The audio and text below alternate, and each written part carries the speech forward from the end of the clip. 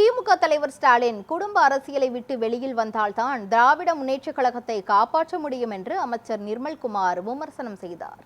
சென்னை தரமணியில் செய்தியாளர்களை சந்தித்து பேசிய அவர், திமுக மற்றும் அதிமுக தலைவர்கள் பொறுப்பில் இருந்து விலகினால்தான் கட்சியை காப்பாற்ற முடியும் என்றும் தெரிவித்தார்.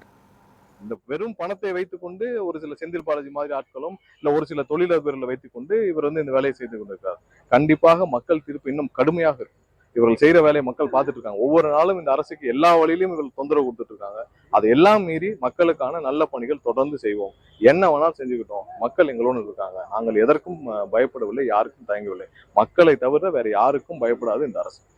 எடப்பாடி, அதிமுக இவங்க ரெண்டு பேரும் அந்த கட்சிகளுக்கு நல்லது செய்ய வேண்டும் என்றால் முதல்ல திரு ஸ்டாலின் அவரோட கட்சியிலிருந்து விலகினாலே அந்த கட்சிக்கு ஓரளவு ஒரு ரிலாக்ஸேஷன் கிடைக்கும்.